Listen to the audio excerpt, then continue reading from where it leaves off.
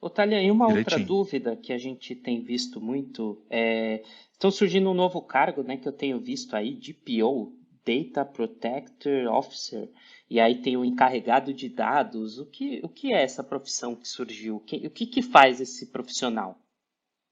Exatamente. Esse profissional é o mesmo, na verdade, tá? É que aqui no Brasil eles chamam de encarregado de dados. Lá na União Europeia, que a nossa lei foi inspirada lá, é o DPO, que é o Data Protection Officer, né? Esse cara, ele é o ponto-chave ali na empresa. Pode ser uma pessoa, pode ser uma pessoa física ou jurídica, né? Mas tem que ter. Na União Europeia tem alguns critérios, nem todas as empresas precisam ter, mas no Brasil, a LGPD, até o momento, a LGPD ela não é tão específica em muitos critérios, muitas cláusulas, não é declarado ali quais situações, mas ela deixou em aberto. Falou que toda empresa precisa nomear um DPO, precisa nomear um encarregado dos dados, na verdade, né? Que a lei fala encarregado dos dados. Precisa nomear um encarregado dos dados. Esse cara é o que faz a articulação de toda a comunicação entre a autoridade nacional, que é um órgão que está sendo criado também para regulamentar toda essa lei, para poder gerir, fazer auditoria e até aplicar penalidades, né? Então é um novo órgão. O nome dela é a ANPD, é a Autoridade Nacional de Proteção de Dados.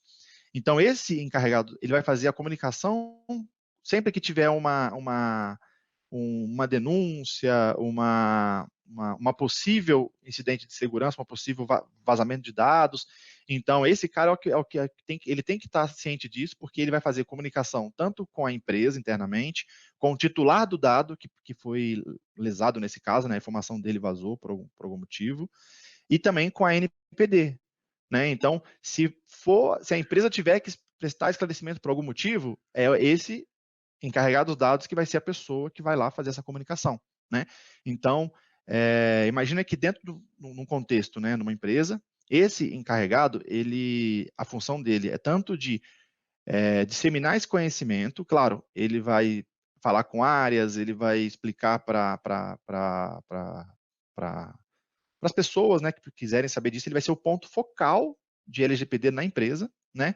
Então, ele não necessariamente ele vai estar fazendo coisas, adequando, programando, né? Porque não é o skill dele é fazer essa articulação, mas ele é a pessoa assim é, que responde tanto. Ele é uma pessoa que, inclusive, eu até esqueci de falar, Rodrigo, que ele é um cara que ele é um cargo independente dentro da empresa. Então, ele não é uma pessoa, um profissional que vai estar debaixo de um gestor e ele vai seguir as regras daquele gestor. Ele é um cara que fica como se fosse um auditor dentro da empresa. Entendeu? Então ele olha para os processos da empresa e fala: olha, gente, isso aqui precisa arrumar, isso aqui precisa arrumar, isso aqui não está de acordo, isso aqui não está de acordo. Então ele tem que fazer tudo isso. Caso ele pegue identifique alguma coisa, fala para a empresa que a empresa precisa se adequar nesse procedimento, nesse processo, seja de contratação, porque até numa contratação mesmo, né? Você vai pegar dados da pessoa, você vai pegar documentos, você vai pegar um monte de coisas. Esse processo tem que estar bem amarrado, tem que estar bem definido e de maneira que você não pegue mais dados do que deve, você não vai expor esse dado de maneira incorreta. Então, todo esse processo, e até mesmo se você fez um processo seletivo e o cara não foi contratado, de repente, se o currículo dele vai ficar ou não vai ficar, vai depender da situação, tem que ser informado, o candidato ele tem que estar ciente que a informação dele ainda vai ficar ali por algum tempo, ou não, que a informação dele vai ser deletada. Então, todo esse processo, o GPO vai olhar para isso, né? Ele pode ter outras pessoas também que vai estar auxiliando, outros GPOs nesse caso, né? E vai olhar para esse processo, vai sugerir as adequações e o pessoal vai, né, se adequando, vai arrumando. Quando houve, por algum motivo, um vazamento de dados, se descobriu internamente, esse cara ele precisa procurar essas evidências, ele precisa identificar se houve esse vazamento de dados, houve alguma coisa prejudicial ou não, até que ponto isso foi problema, né, para o titular do dado, aquela pessoa que perdeu, que os dados dela vazaram. E aí, mediante isso, ele precisa notificar a autoridade nacional que aconteceu, e notificar o titular dos dados um possível problema que essa pessoa possa ter, né? Aí, assim, é uma questão até pessoal, pelo que eu entendi estudando sobre isso, né? Eu tenho estudado e eu estou me me preparando para uma formação de PO, como você disse aí, né, que é uma profissão que estão falando bastante. Eu tenho estudado aí para essa formação de PO.